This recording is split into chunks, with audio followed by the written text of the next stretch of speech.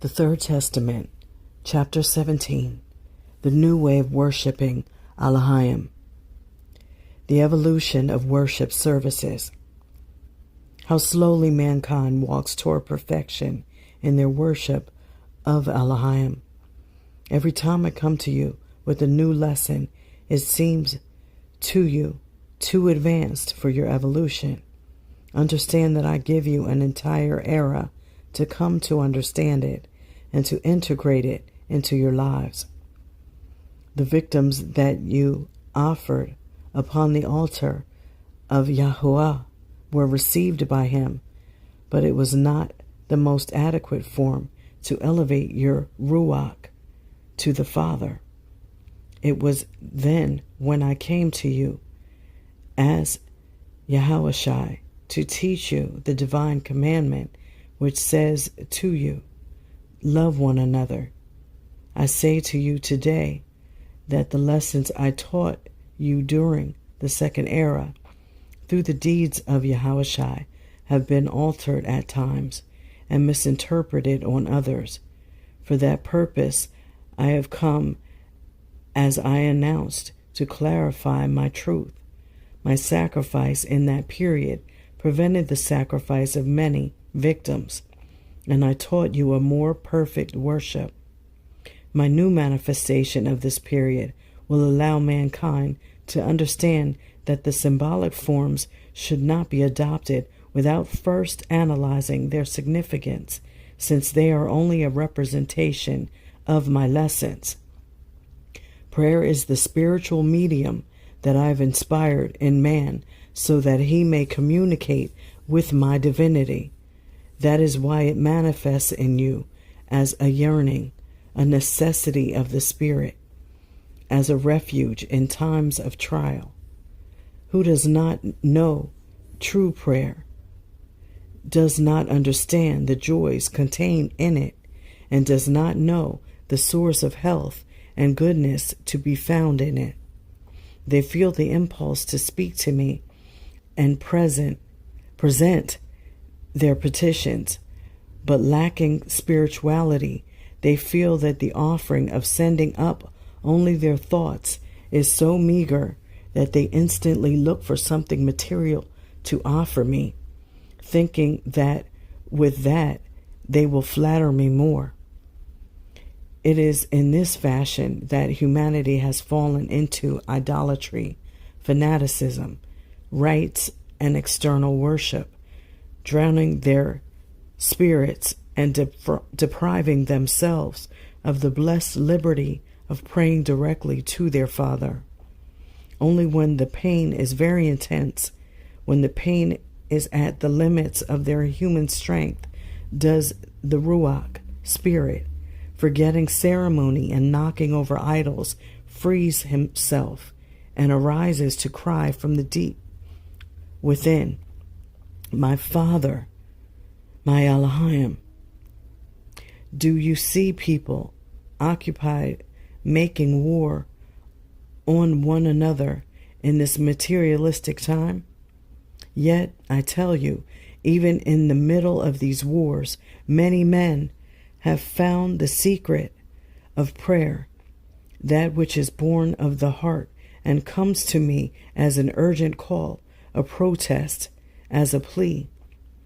When they see the requested miracle happen, they know that no other way exists for speaking to Yahuwah than with the language of the Ruach.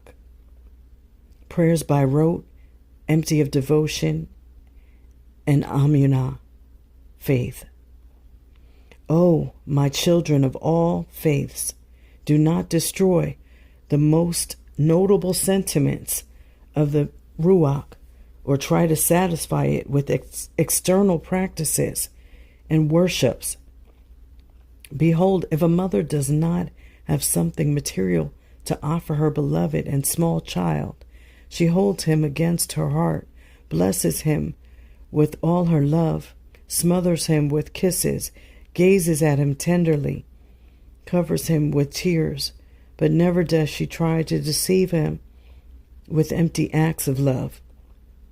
How can you conceive that I, the divine master, approve of you satisfying yourselves with practices lacking all essence, truth, and love, with which you try to deceive your spirit, Ruach, making it believe that it has been nourished, when in reality, each time it is more ignorant of the truth? Prayer is a blessing which YAH has granted to man, so that it will serve him as a ladder to elevate himself, as a weapon to defend himself, as a book to educate himself, and as a healing balsam with which to anoint himself and to heal all illness. True prayer has disappeared from the earth. Men no longer pray, and when they try to do it, instead of speaking to me with the Ruach, they do it with their lips, employing useless words, rituals, and material idols. How are men going to observe miracles if they use forms and observe practices which Yahushua did not teach? It is necessary that true prayer return to men, and it is I who have come again to teach it to you.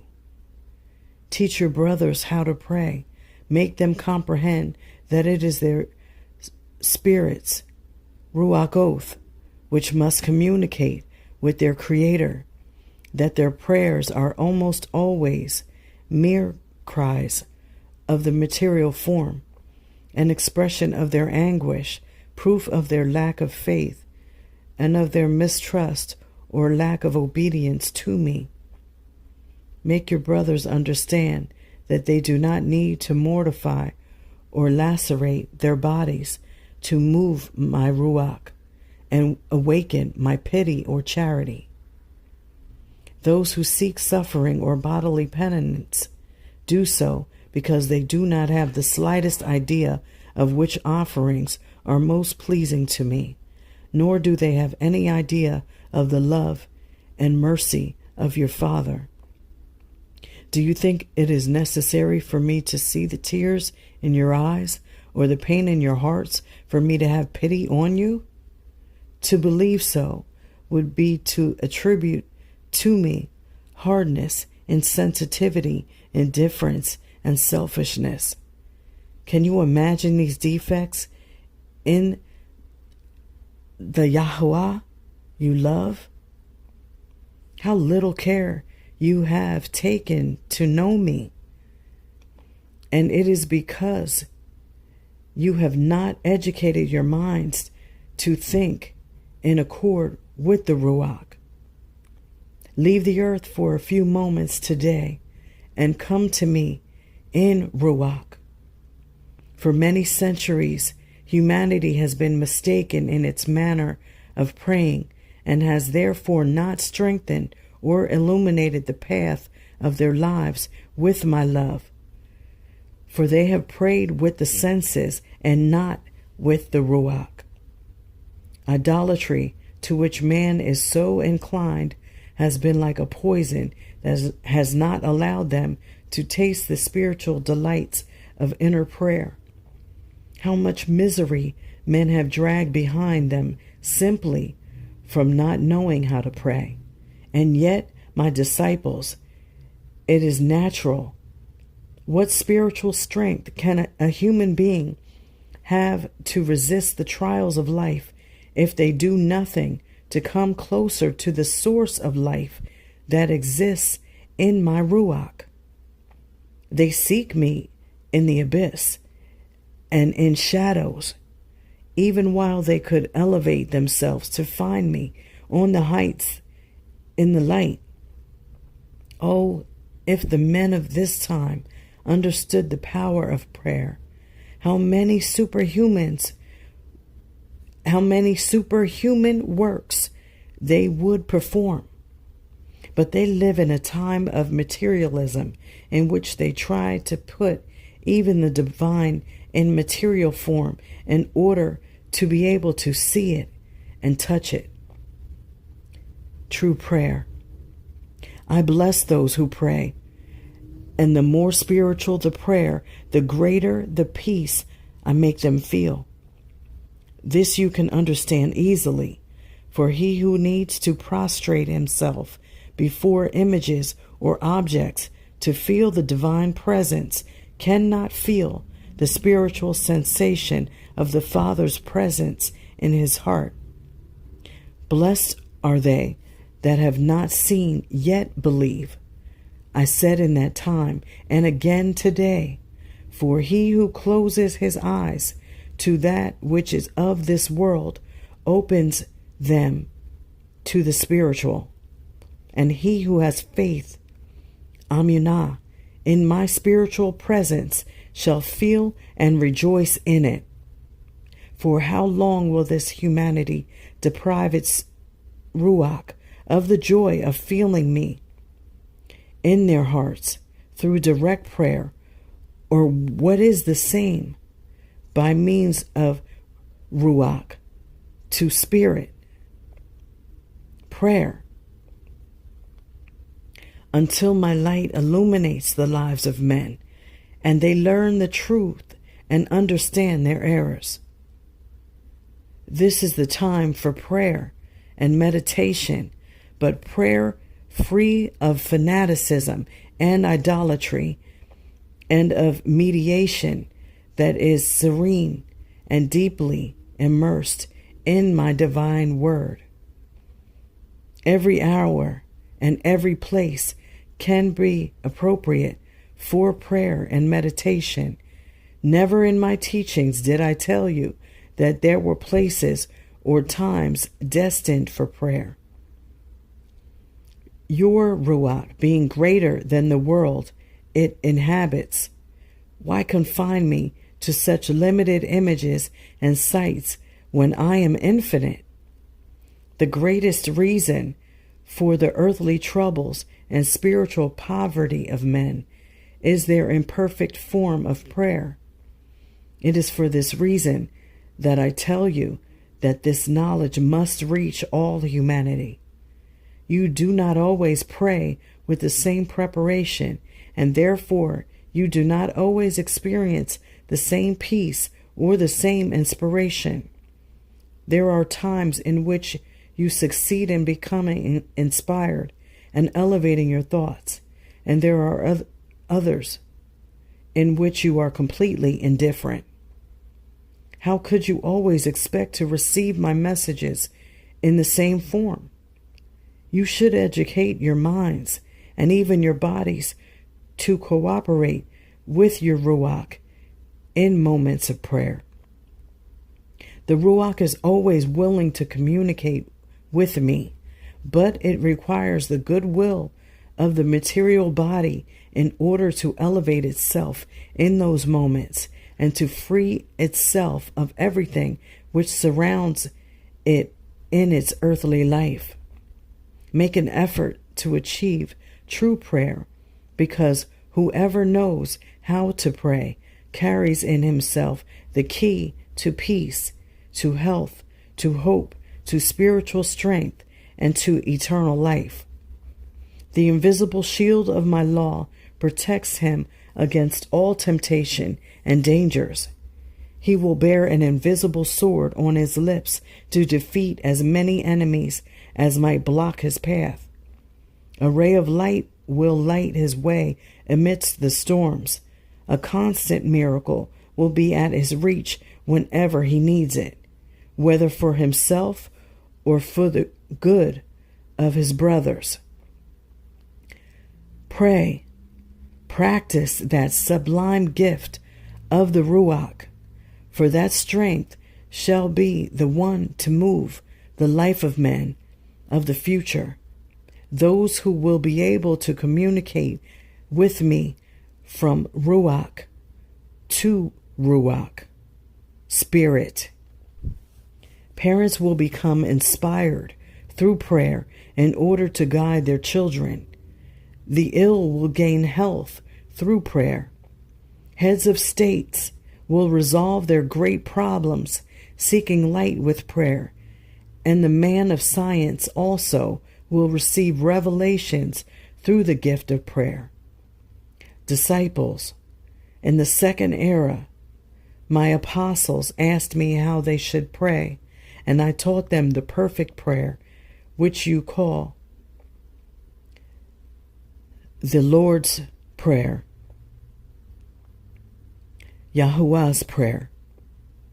Now I tell you, be inspired by that prayer, by its meaning, its humility, and its faith, so that your Ruach communicates with mine, for it will not be your material lips that pronounce those Kodesh words, but your own Ruach that speaks to me in its own language. Do not let it be only your lips that call me Father, Abba, for many of you tend to do this by rote. I wish that when you say, Our Father who art in Shamayim, heaven, hallowed be thy name, those words come from the purest part of your being, meditating on each one of the phrases so that you are afterward inspired and in perfect communion with me. I taught you the powerful, masterly word, that which truly brings the child closer to his father. Upon pronouncing with respect and sincerity, with elevation and love, with amunah, faith and hope, the word Abba, Father, distances disappear and spaces are shortened.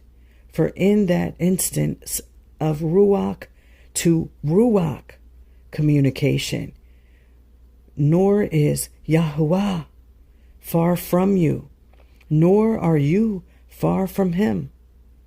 Pray thus, and in your hearts you will receive great benefits of love.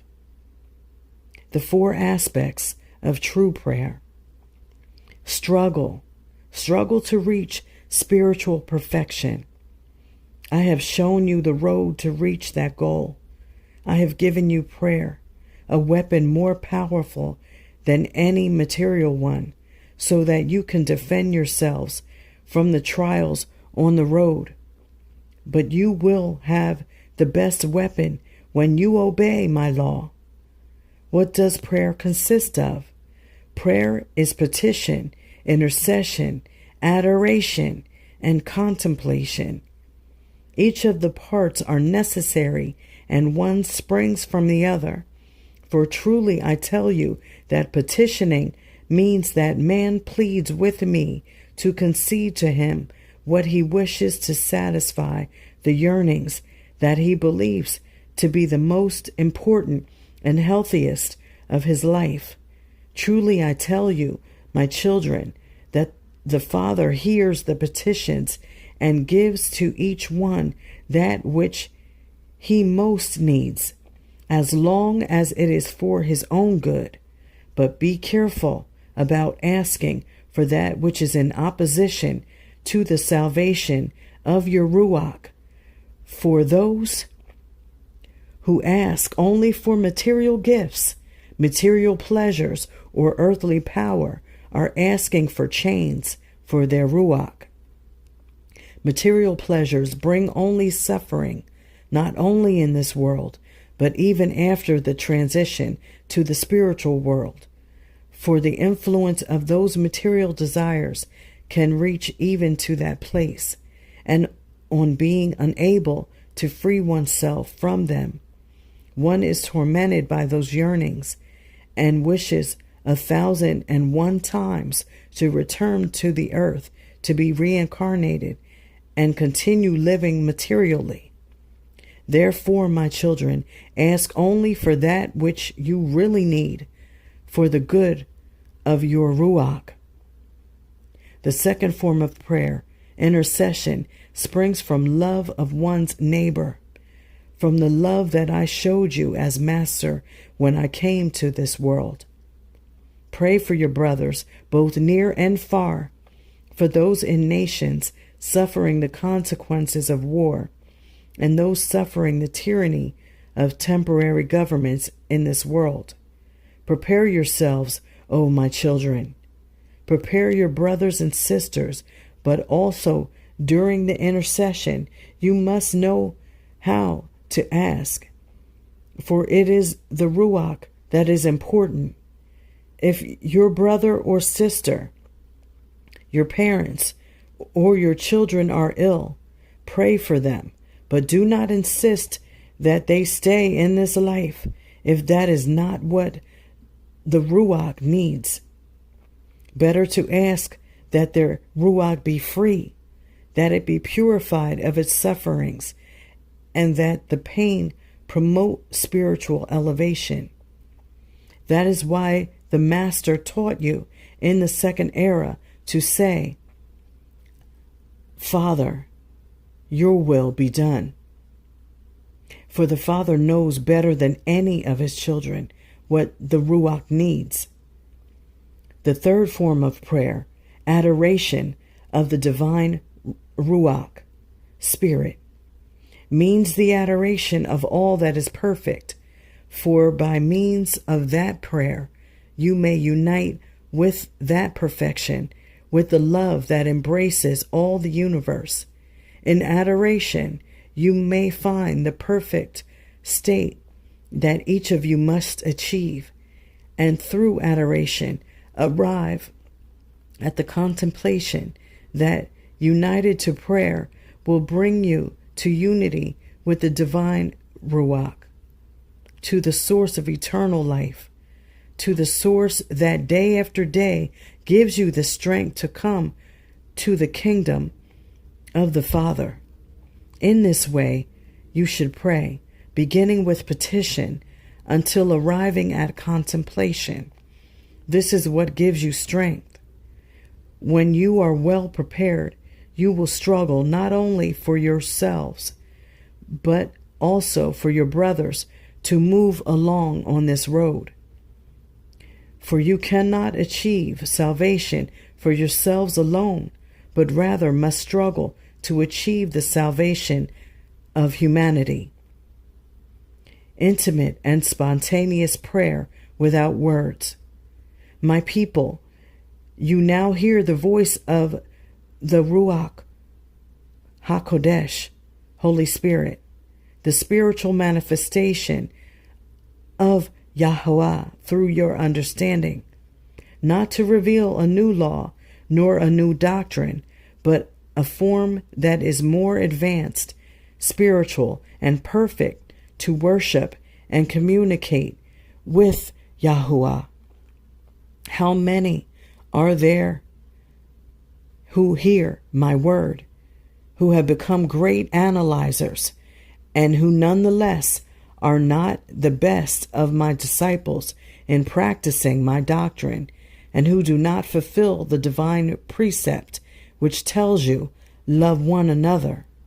In contrast, see how easily he who puts into practice even an atom of my teachings is transformed. Do you want an example? One who during his entire life had been telling me he loved me through recited prayers formed by others in sentences that he did not even understand because they were made up of words he did not know, one day suddenly understood the true way to pray, and putting aside his old habits and concentrating in the depths of his being, raised his thoughts to Yahuwah, and for the first time felt his presence. He did not know what to say to his Elohim, and from his chest came forth sobs, and from his eyes tears fell. In his mind there was only a single thought, which was, my Father, what can I say to you, since I do not know how to speak to you? But those tears, those sobs, that inner joy, even in his turmoil, spoke to the Father in a language so beautiful that its like cannot ever be found in any of your human languages, nor in any of your books. Those stuttered words of that man who began to pray to his Elohim spiritually were like the first words of a child, charming and delightful to its parents, for they are hearing the first expressions of a being beginning to arise into life. The elevated Ruach knows that the human word impoverishes and diminishes the expression of the spiritual thought. For that reason, it silences the lips of the flesh in order to elevate and express itself with a language which only YAH understands, the secret which it has concealed within its innermost being. How much pleasure you give to my Ruach when I see that you elevate your thoughts in search of your Father. I allow you to feel my presence, and I fill you with peace. Seek me, speak to me, and do not let it bother you that your thoughts are slow to express your petitions. I will know how to understand them. Speak to me with the confidence with which one speaks to a father. Tell me about your concerns as you would tell them to your best friend. Ask me what you do not know or comprehend, and I will speak to you as a teacher.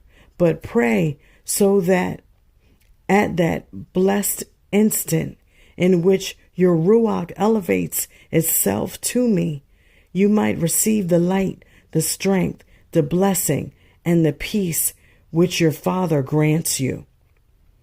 Tell me in silence your sorrows. Confide to me your yearnings.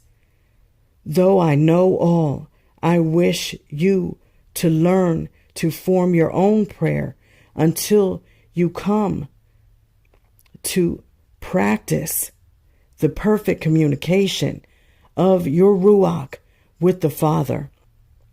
Prayer can be long or brief according to the need. You may, if you so desire, spend long hours within that spiritual ecstasy if your physical body does not become tired, or if some other duty does not require your attention. And prayer may be as brief as a single second if you find yourselves subjected to some trial which has suddenly surprised you. What reaches me are not the words with which your mind attempts to form your prayers, but the love, the amunah, faith, or the need with which you present yourselves before me. That is why I tell you that there will be times when your prayer will be no more than a second, for there will be no time to formulate thoughts, phrases, and ideas as you are accustomed to doing. Wherever you are, you can summon me, for the place is of no importance to me, since what I seek is the Ruach. In the second era, when a woman asked Yahushai if the place where one ought to worship Elohim was in Jerusalem, the Master answered her, "The hour comes when neither in Jerusalem nor any other place will be the proper place to worship Elohim, for he shall be worshipped in Ruach and in truth, that is from Ruach to Ruach."